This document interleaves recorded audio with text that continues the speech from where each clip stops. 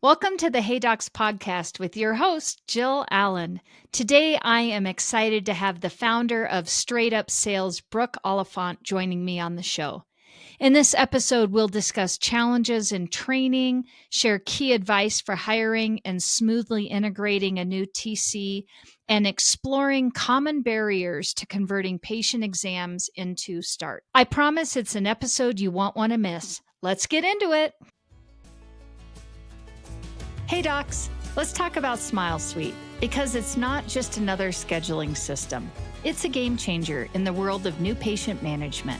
And as a proud Smile Suite partner, I've witnessed the incredible impact it has on practices of all sizes. Smile Suite means your new patient calls and web leads are expertly handled 7 days a week, even during nights and weekends. And they offer top-notch customizable presentation software and seamless post-consultation follow-up. It's like having a secret weapon for your practice's success. Curious? Dive into the revolution at GetSmileSuite.com. And don't forget to mention Hey Docs to unlock some extra goodies. Elevate your practice with Smile Suite, because every smile deserves a suite of excellence. All right. Welcome back, everybody. Brooke, I am so excited to have you on the show today. And in the event that somebody doesn't know who you are, would you mind giving us a little bit of your history, telling us a little bit about your consulting company? Sure, of course. My name is Brooke Oliphant. I am the owner founder of Straight Up Sales Orthodontic Coaching, and that came as a life's work or journey. I wouldn't have been able to predict it. Back when I was 19, I started my first business, which was wedding and portrait photography. So I've been a business owner for a really long time and got into dentistry and orthodontics in a backdoor way, but continued owning my other business while I worked in the industry. Ultimately, I fell in love with orthodontics, so closed the door on wedding and portrait photography to do this full time. But coming from that perspective of entrepreneur, when I got trained to be a treatment coordinator, it didn't make sense to me. Like this, it's not good business. It's not a great customer experience. Like I'm doing all the talking.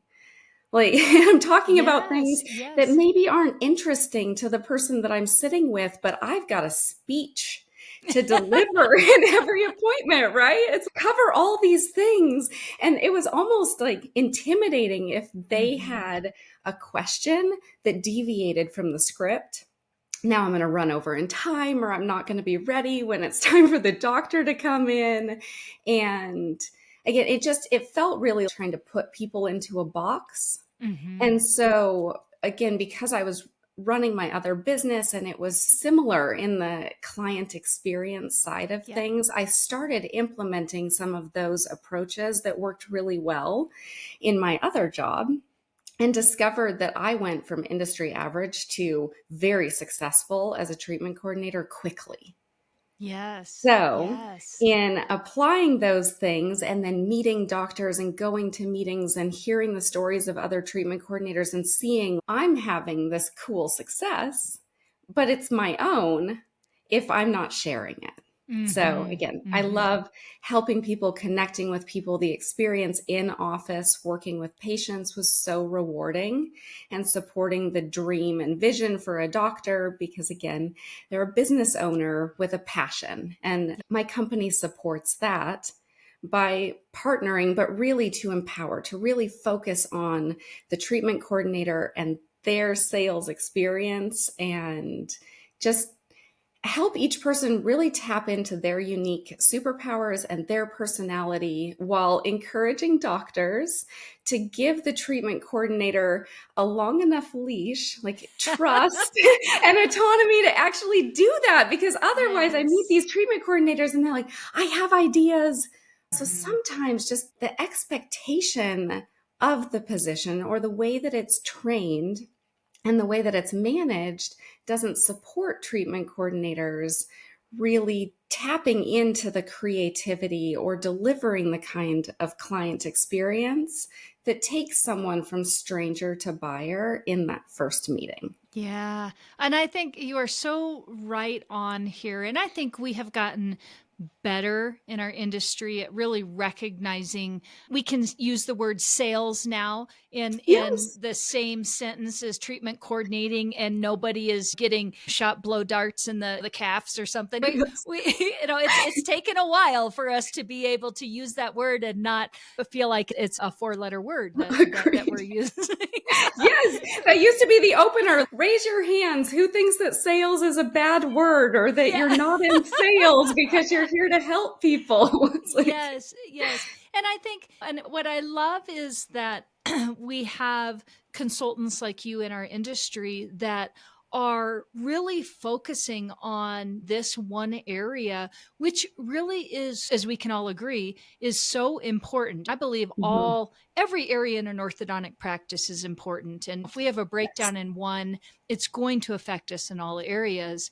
But Mhm. especially knowing that pretty much what's happening in that room or those rooms directly affect potentially the health of our practice and where Yes. our practices are going. And so, with that kind of thought in mind, one of the things I would love to pick your brain on a little bit is maybe some of the training challenges that you've seen as you've stepped in and worked with treatment coordinators or worked with offices, just some of those challenges that come up in this role, especially for maybe training somebody new or taking somebody that's been in another position in the office and just saying, Yes. oh, just because they're good here, Right. definitely they're going to be good here. And I want to say that's never right. But It isn't. No, it's selling short, right? And then I think on yes. the flip side, I'll come back to your question, but I think the flip side is that sometimes you start to evaluate people in the TC position and assume they aren't in the right chair, when really it's that they haven't been equipped with Hmm. the ability to Yes. succeed in that Yes. position. Yeah. So the training needs are unique to someone Hmm. who's brand new to the industry but has a sales background. That's a different onboarding process than someone who's getting internally transferred or maybe is coming from another ortho or dental office and already knows the industry well. But what I see is that so often TC is trained either from their predecessor or someone else on the team who's already doing it. And there's this expectation to fill the role or model and emulate as much as possible. But that's not personal. Like, it's really hard Yes. if you're like, this isn't how I would do it. This isn't how I would say it. But the expectation is that I'm a copycat. Hmm. And then Hmm. you're held to a really high standards. Here's the practice goals. Here's how many starts we want for the month. Here's production goals. But without real sales training and the ability to embody the position authentically, then you're left, I think, sometimes with this tension for treatment coordinators. Maybe they don't feel like they have a voice to go back to the other TCs or the manager or doctor and say, I really think I could do this differently and it would be better or it would make more sense. And then I also see that TC, I'm sure you see the same thing. It's almost like it's trained as the note taker, set the room up this way, take someone on a tour. Here's all the boxes to check, Hmm. but maybe not the wow behind each of those moments or a Hmm. difference. So a lot of times I'm just telling my treatment coordinators, it isn't just what you're doing, but how you're doing it. Hmm. Like, are we Yes. making these moments count and be impactful in a way that would really guide someone to trust you? Do they feel open enough to share what they want and don't want, or are they just the recipients of your speech? Yeah. And so I think sometimes you get to the end, and if a person isn't saying yes in the moment and they walk away, they go independent, the treatment coordinator doesn't even know why. Hmm. Hmm. Was it I the so treatment agree with plan? you on Was it that. your Yeah. personality? Was it the pricing? Was it the down payment? Was it the monthly payments? Like, you don't even know. And I think we always assume that it's money, but it isn't.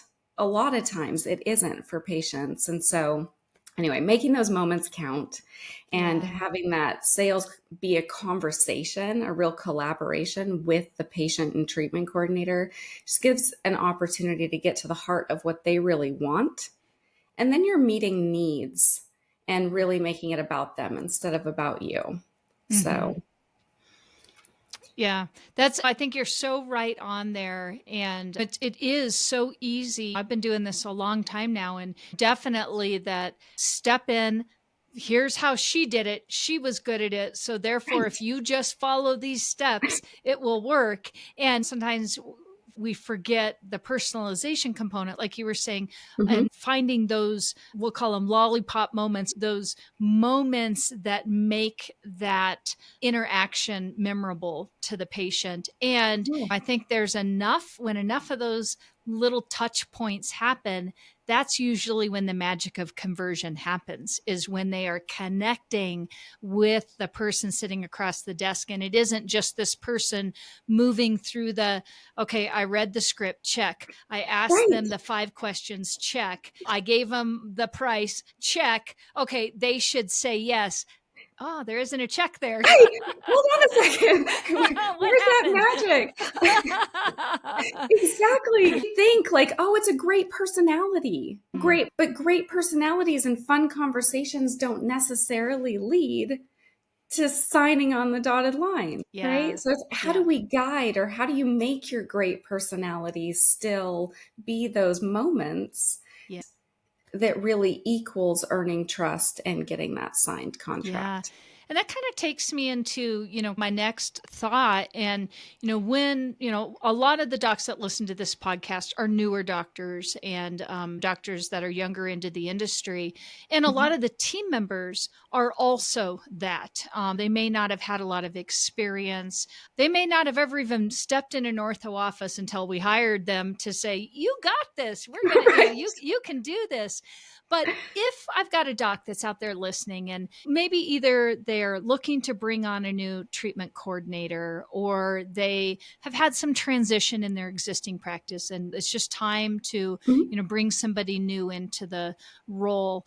I'm wondering if you can talk to us a little bit about how do you take that newbie and encourage them from what does the doctor need to be thinking about to the new treatment coordinator in figuring out what that synergy is going to be like and how they're going to be successful. Yeah. So I love the on the job training. Let's just get you right in. And of course, if there's someone to observe, fantastic, but still from the perspective of giving that new hire permission or the parameters and expectation from day one that we want you to take the best that you're observing from others, but still maybe arrange it or communicate it in a way that's authentic Mm-hmm. to you as a person, and then focusing on the relationship with the patient as opposed to getting so caught up in the weeds of maybe I don't know everything the doctor's saying because I don't know what the teeth numbers mean or what the bite means, the classification, those kinds of things, but realizing that when you're meeting with someone who's potentially nervous or self conscious about their smile transformation, they're looking for guidance, you can guide them to a place of making a commitment of choosing your doctor in practice without knowing those things. Mm-hmm. We don't have to get into all of the weeds. So I think sometimes initially it will require a little bit more from the doctor. The doctor might have to be in the consult a little bit longer or explain things that a seasoned treatment coordinator would be able to handle on their own. And then I tell my new treatment coordinators that their goal is to become a parrot of their doctor Yes.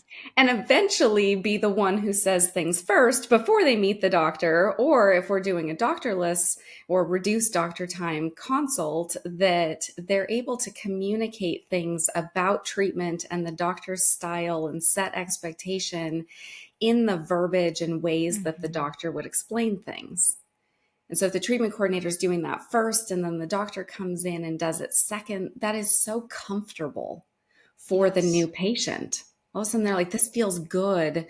So I think just getting the treatment coordinators, your brand new TCs into that space with the kind of permission and expectation that they're not going to know how to chart the way someone seasoned is going to. And things are going to get explained lesser or maybe not at all by the treatment coordinator initially, but that person could still have an incredible conversion rate. Kind of from Yes. day one. And then that momentum, it builds like wildfire. Mm-hmm. So I want to see little wins really quick for my TCs. And that's whether you're new, whether you're experienced in the industry, but maybe new to TC, or if you're an experienced treatment coordinator just looking for some guidance, maybe some new inspiration to level up, Yep. that you find ways to win small.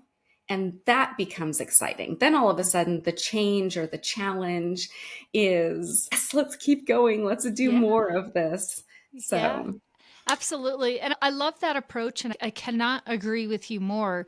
Having been a treatment coordinator when in my journey as I prior to starting consulting my business. And it is all in those little wins as you are going along. And it really does a lot, I think, especially for our treatment coordinators. I see this in our offices when we're training up newbies in those roles, is if they can just get those little wins and also not have the pressure. And I know, docs, this is hard for you guys, but not have the pressure to be perfect. great. I love the book Brave Not Perfect, and I think about this a lot when we are learning something new.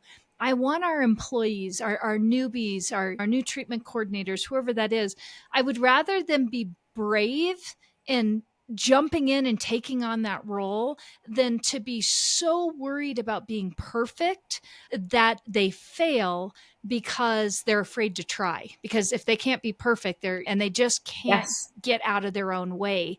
And my suggestion to docs is it's okay. Like there's nothing that they can say or do that we can't fix. And I think you would agree with exactly. that. Yes, I do. I do. But I think if the initial onboarding comes with that Mhm. anxiety of, I need to be perfect first, then Yeah. you're really creating a foundation where for the life of that treatment coordinator, there is always going to be a timidness or a fear to Yes. act, to come up with a new idea. And I want treatment coordinators to really view their position as leaders within the Mhm. practice. Mhm. That you're at the front line of the client experience. So if Yep. over and over again, you're hearing similar feedback, you should feel confident in your position and your place on the team, and open door with the doctor to come back and say, hey, I've got an idea to do things a little differently because I'm getting this same pushback or this same resistance or the same feedback over and over again. What can we do? Yep. Or I have an idea for something to do differently. And I think if the training initially is too rigid or too stifling, then that's what you create within that employee Mhm. forever. Yeah, sage advice there. I could not agree more. So let's talk a little bit about some of the obstacles that we see in the treatment coordinating room. And what's some advice you're giving TCs that are definitely, it's different. How we convert now, how we Mhm. communicate now is different than it was 10 years ago in our industry. And I think our obstacles are there, but have changed a little bit as well. And I'm curious what your thoughts are on advice that you're giving TCs now when they're running into some of the newer obstacles, I'd say, that are out there. Yeah, I think maybe 5, 10 years ago, a new patient didn't mind waiting for the doctor. Right? Like, Yes. It was like, fine, 30 whatever. minutes, 30 minutes, Yeah. 35 minutes. They got nothing else to do. No, now I think someone waits 5 minutes and they're like, is the doctor coming? If this is the best experience you can give me, then does that mean you're going to run late on all of my future appointments? So I think taking into consideration that our primary shopper is millennials and there's a desire for efficiency and immediacy, transparency, then my recommendation for treatment coordinators is to not spend so much time at the beginning of the consult on the interpersonal, maybe forming connection that's just about kids' sports and vacations. And it's like, those things can come out in the nature of the conversation, but let's get to the heart of why they walk through the door immediately. And invite them to share and validate what they're saying, understand what they know and what they don't know. And we know that our shoppers are going to more consults than ever before. We know that they're doing a lot more research online, that they want more information up front. And so if the treatment coordinator can just get right to the meat and potatoes of what it is that they're looking for, that's why they scheduled the appointment, why they're walking through the door, then all of a sudden you're really assisting the doctor in getting to what really matters a lot faster. But because you're having that open dialogue and not waiting for kind of the heart or the true value of the appointment to come from the doctor, if the doctor is running behind, keep going. Treatment coordinators, you've got to move forward. We can't put a pause on the appointment that says, now, no more value, no more questions. We have to wait for the doctor. And if that's 5, 10, 15 minutes, like now our appointment's running long. We're not giving a great client experience. And I think that in and of itself could be a reason why someone would go look at another practice. Yep. I so agree with that. And I think sometimes, unfortunately, when we are in our practices, docs, hear me on this, and when we are in our practices and we are running, we're thinking about all the other things. And I think it can, even though we work really hard to get patients in our door, and this always has been like so baffling to me.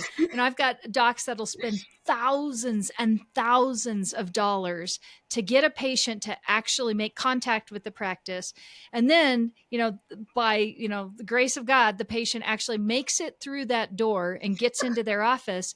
And then it's like the twilight zone. It's like they become sometimes the person that is not being paid attention to, or their time is not valued as much because I've got 6 other patients in the clinic that I've got to see first. And I've got to return this call to this doctor real quickly. And I've seen it, I've heard it all. And then you've got your poor TCs in there who's doing like the dance. Yeah, exactly. I wanted to say OS shuffle. Okay, what else can I do to keep this person engaged? And I think what I'm saying, docs, what I want you to hear from this big, long dialogue here on my part is that we really should be dialing it in. Like your TCs should be able to count on you. And that comes even down to your schedule. You guys should know when you need to be popping in.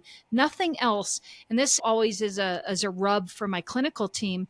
But when we train, especially on clinical efficiency and schedule templates, our most important appointment is that new patient appointment. And if we are putting everybody else and everything else ahead of that in our office, because it's like, I just need to clear my chairs real quick, clear my clinic. I hear that all, clear my clinic, and then I'll be in.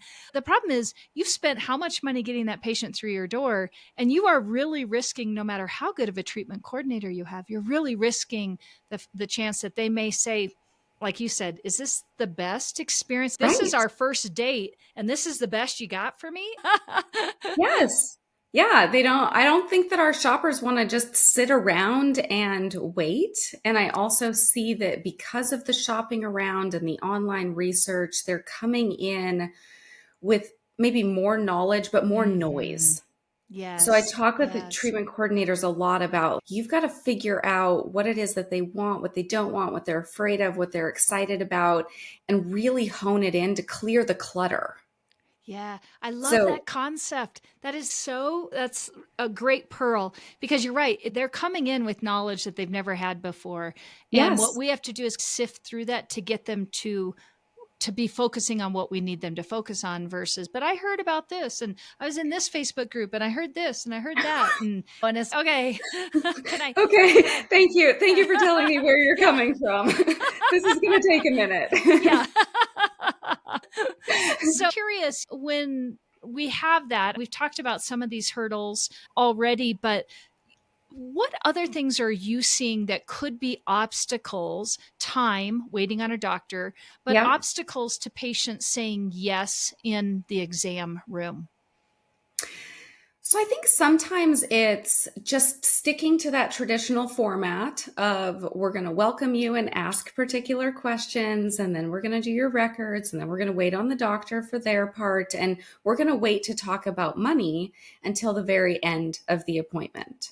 And if affordability is a primary concern for your patient, I believe that they're not going to be bought into anything else that you say or do if you don't address their primary concern right away. Mm-hmm. So that's where I like thinking about all of the moments of the consultation, like different building blocks, and we can stack them in a different order. So if you're Mm-hmm. beginning that appointment by asking questions of the patient that invites the kind of sharing that we need to understand where they're coming from and what matters to them, then addressing those primary concerns right away.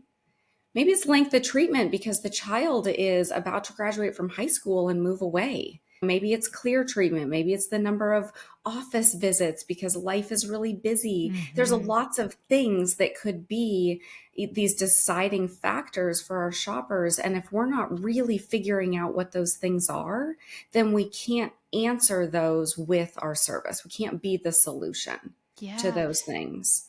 Yeah, I love what you're saying there. And I think it's like thinking about it. If we could go to the buffet and I could pick the perfect meal that hits all of the things. We think about that like in our treatment coordinating room. And if you're the treatment coordinator thinking, okay, I need to think what's going to be their perfect treatment.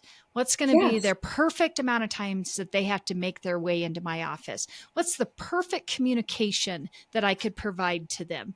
What's the Mhm. perfect price point that I'm going to be able to get them where that meets their budget?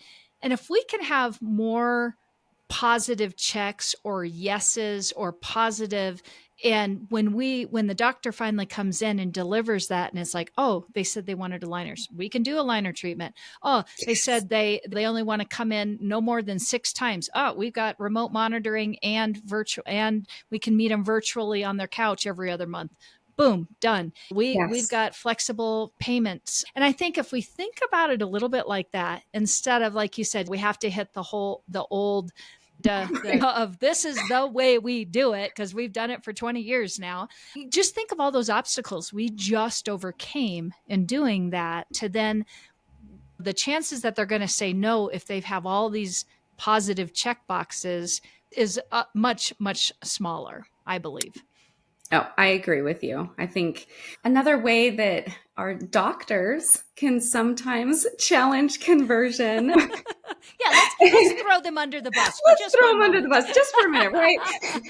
I think it can be stressful as a treatment coordinator, and you and I both know that being a treatment coordinator, we're not necessarily celebrating all the wins, all the yeses, the signed contracts, because that's healthy business. That's what we Mm-hmm. need out of that position. That's the base expectation of being a Yeah. treatment coordinator. Earn the yeses. Yes. So then without a negative intention on behalf of our doctors and sometimes office managers, what the TCs hear is, what happened to that one? Why didn't that one say yes? And you're like, the last 10 did. We only care about the one that didn't, right? So Exactly. it can give a kind of a mixed or heavy message for the treatment coordinators, again, of needing to be perfect as Mm-hmm. opposed to human and real, and not 100% of people are going to say yes, at least not same day, right?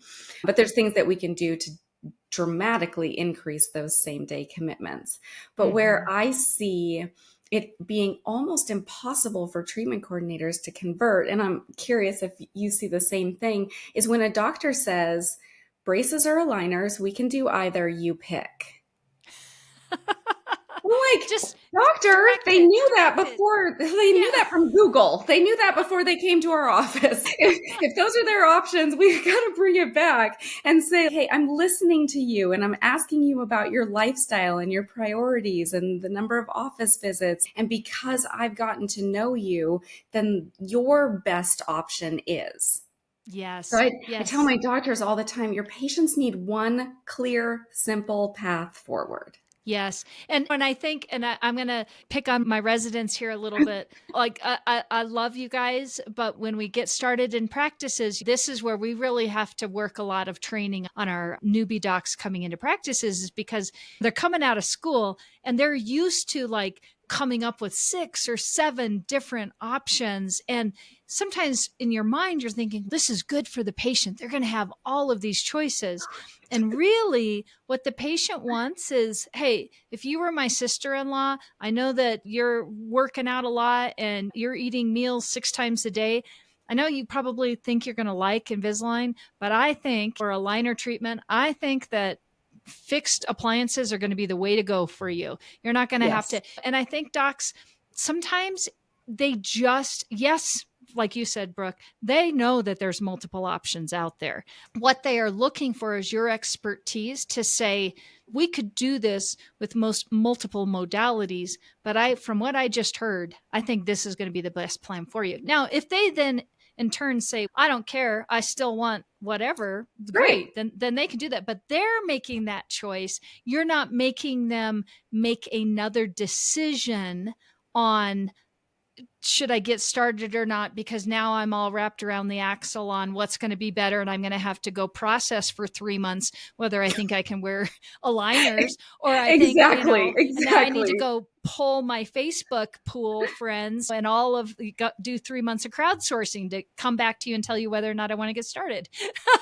Yes. And then the treatment coordinators, really, their only option for following up is, what do you think? Have you decided yet? Right? Like now Yes. we've got all of this. And if practices have a different down payment or a different price point for fixed appliance versus removable, then all of a sudden the treatment coordinator is like, in addition to you deciding how we're going to move your teeth, let's Yeah. also talk about the differences in the financial plan or price, plus what does it look like to get started? Is getting Yes. started a scan and a scheduled appointment is getting started just an appointment, right? Yep. So I think that's where it can become so difficult, or we're not doing our patients a service. Mm-hmm. So I want Mm-hmm. to look at everything from scheduling, from those first touch points with the new patient to the in-person or virtual Mm-hmm. consultation experience, to what they're receiving as a treatment plan, to how financials are being presented, that in each of those things, it's a win for practice and patient. Yeah. Yep. I love that. I love that. So let's talk a little bit about what you're seeing in the changing demographics that are coming through the doors in our ortho practices out there. Yeah, I think it's true. Our primary shopper now is millennials. So whether they're shopping for themselves as, let's do orthodontics for the first time, or let's refresh this smile because I stopped Mm. wearing my retainer.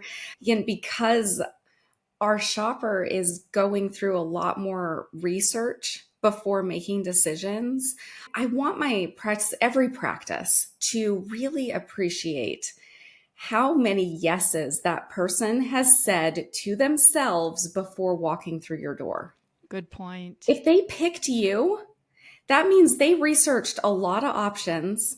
Whatever it was that they were comparing, whatever drew them to you was on purpose. Because I see, even in those Facebook groups, I'm a mom, I see people post online all the time. Hey, my dentist recommended that I go to this place. What do all of you think? Mm-hmm. Yep. Yep. So the power of referrals, the things that we used to really value, I think in orthodontics, of, hey, the dental referral is really a warmer lead than someone who just Googles.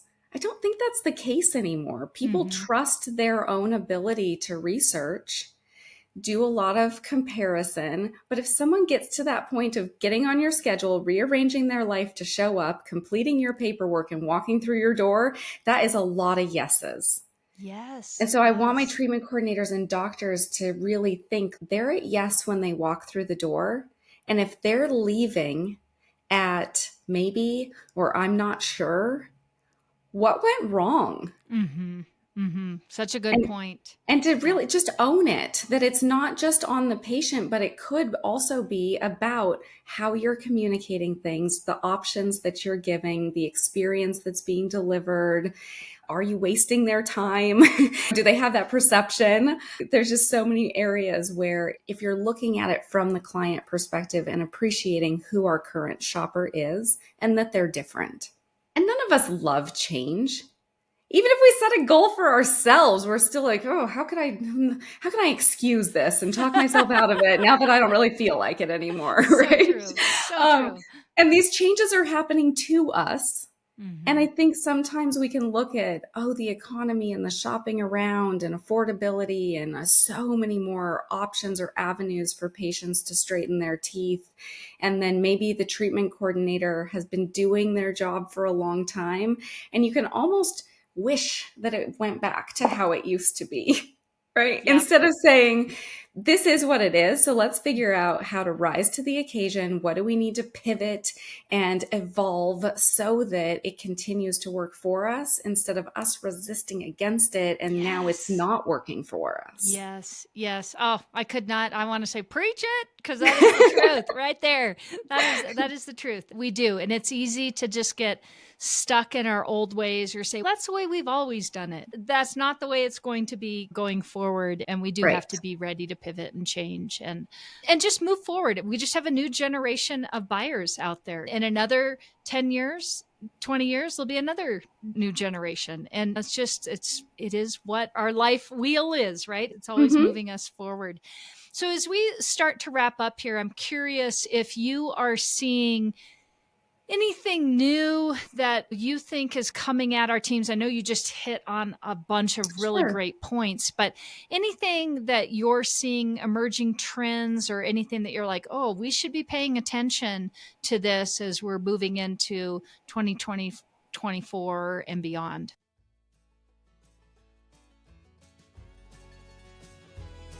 By now, we all know I talk to a lot of doctors and give advice to practices in every stage of their life cycle. And one question my docs ask all the time is, who do you recommend for marketing to attract more new patients from the internet?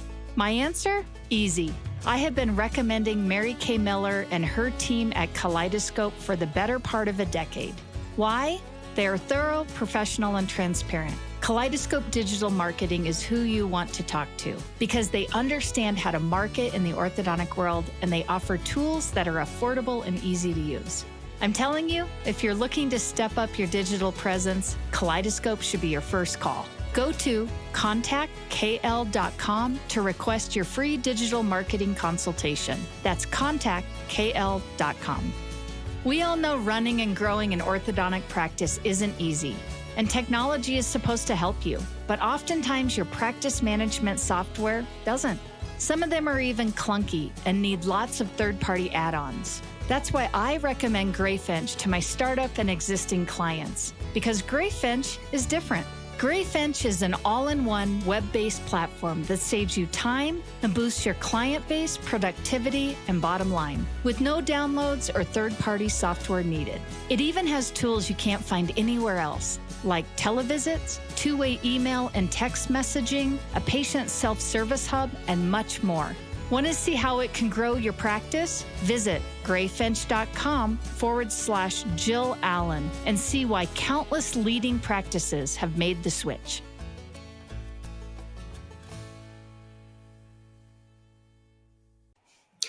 I think that maybe even 5 years ago, positions in practices seemed like silos.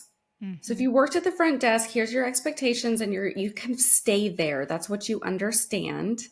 And same in the clinic, same for treatment coordinating. And what I'm seeing that I think is really valuable for the whole client experience and for the success of the practice is cross training that allows for appreciation of those different positions and an awareness of what's happening. Where I think if a clinician can truly understand what it means to sit face to face with a stranger and for them to say, I want to get my braces on right now. Like, my next opening's in a month. How do I handle this? If the clinical team has been in that space and understands what goes into meeting a stranger, earning their trust, earning their commitment to sign on the dotted line, and now the treatment coordinator's in a position to want to deliver on or meet expectations and needs, and maybe feels like they're handcuffed by what's happening outside their space, then all of a sudden treatment coordinators can feel unsupported or like they're on an island. Or that maybe the things that they're asking their team members to accommodate is an unfair ask. So I think sometimes where there's just awareness, you can start to support better. Yes. And where front office people, your first face, if they get the full picture of that new patient experience, I see that they do a better job delivering a wow experience over the phone and in that initial greeting, like really understanding that they are part of that new patient journey and a key element in converting someone from shopper to buyer. So I like the cross training. I think when I was a treatment coordinator, if someone told me you're going to spend one day a week up front answering the phones, I would have dug my heels in. I've been like, hold on. I like what I don't want to do anything else. But I do believe that where there is some cross training, there's even less concern when you're running a leaner team. A lot of practices have smaller teams than they used to. It's peace of mind for all of the team members and for the doctor, right? To have this confidence and comfort that if this person calls out sick or needs to go on vacation, one or two other people can step in and handle that without it being a really hard work day or a poor client experience. Yeah, for sure. And I love that. And I love what you're saying there. And I almost think as you're saying this, it's you're cross training for the experience, not necessarily to learn the job, but Right. I cannot agree with you more that if you get a chance to walk in somebody else's shoes and just really understand what it's like to be under the pressure of the sales component in that treatment coordinating room, or even what it's like to be in the clinic and to know that you've got a full patient load and your chairs are starting to run behind, or to know the impact of what it's like to have 4 lines ringing on the front desk and 3 text threads running at the same time and 6 emails coming in that you have to respond to. I think it just also helps build respect among the team and to let everybody know. And I think this was such an old way of thinking that we used to think there's a hierarchy within our office. And if you're in one position, you're in a lower position in an office versus if you're in this or that position. And you know what?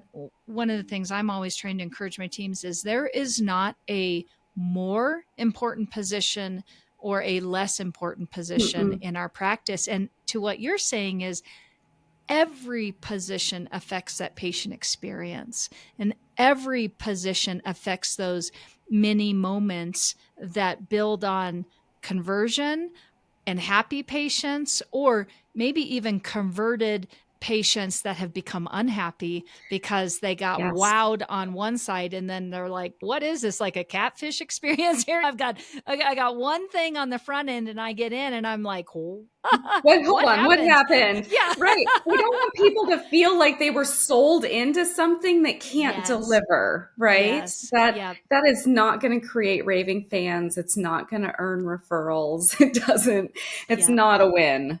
I agree. Brooke, this has been just fabulous. And you are just a wealth of knowledge. And I'm super excited you've been on the show today. If somebody wants to get a hold of you, or they've got a new TC or a new team member, doesn't have to be new, but they've got somebody that's ready to train up into that role, what's the best way for them to reach out, get some information? Yeah, there's a form to fill out on my website, which is straightupsales.com. That's the best way. You can schedule a calendar, add yourself to my calendar without even hearing back from me. So that's probably the fastest, most efficient. And Jill, I know you really specialize in the new practice and the younger doctors and younger teams. And I would say that I work with everyone in every stage of practice, but it has been a joy for me over the last couple of years, especially navigating challenging economy and changing shoppers, like everything that's happening all at once, to work with established practices and kind of 10-year TCs or doctors that are even starting to consider exit strategy in the next 3 to 5 years, and partner and help them level up in a way Yes. that you get this career growth or Mm-hmm. reigniting passion, discovering ways, I say this all the time, to better your best. Mm-hmm. So Yes, it's love not that that. we have to be bad at our job. And I would never want a treatment coordinator to think, oh, my doctor hired a coach or a consultant because I'm not good enough. But Yes. it's how could we take your 60% conversion and turn it into 80? Or how could Mm-hmm. we take your mile-long follow-up list and shrink it to only a few because most people say yes same day? So Yes. it's Yes. just looking for little ways to tweak so that it's working for you instead of against you. Yeah, that's perfect. I am sure you're going to have some docs out there that are listening are like, all right, I'm already filling out that calendar request. Still. Yeah, thank you for filling this space. And I know that anybody Yes. that's out there, if you're just looking for that extra boost, like you said, making your best TC even just a little bit better, Brooke is going to be the one to help you there. So, Brooke, the way I like to finish up Hey Docs is I like to finish us off in a speed round. Are you ready to accept the speed round challenge? I'm ready. All right, here we go. Describe your style in one word. Collaborative. Ooh, I like that. What are you listening to or watching? Netflix, like everyone else. Except for nothing, there's no new shows. I'm like, I come know on. you're scrolling, and then I'm like, Yeah. oh, do I really think this should be on my list anymore? I'm listening to Everything is Figure Outable. Oh, I love that book. Have you read Yes. it or heard it? Yes. Oh, And yes. I love Yes. listening to it because Marie, she reads it herself. And Yes. she's just so animated and Mm-hmm. fun. So anyway, I highly recommend that. Yeah, I actually have a tattoo on my arm that says "Figure It Out." If you can see that there, but It. so when that book came out, I'm like, "This is my book for sure." This It's been is, my motto for my life. oh, that's awesome. What do you do just for you? I love working out, lifting weights, hiking, bike riding. I just love being active, physical. I'm starting to play golf. I actually played when Oh, I was a kid and was pretty good for a little while, and then it became uncool. So yes. pick that up again. And Wonderful. That's great. Any hidden talents you want to share with us? oh, I don't know. I make a really great spicy margarita. Can that be a talent? Ooh, let's get together Let's and get I'll, I'll I'll together. I'll try that out for you. Okay, perfect. And then, do you have a big, hairy, audacious goal you'd want to share with us? I would just love to positively impact the orthodontic community or success of the orthodontic entrepreneur in a way that outlasts me, Love that it that. leaves a legacy impact. Yeah. And I would also like to work from 12 different places in a year. I have a big family, so we're counting down the kids graduating and moving on. And so someday I would love to, whether it's writing a book, still doing this work, or anything else that the future might hold, that I live in a different place once a month for a year and get to explore. Wow, I love that. I love that goal. Well, Thank you. again, Brooke, it has been just wonderful having you on the show and For to you. have you on again. So Yeah. thanks for joining me today. My pleasure. Thanks for having me.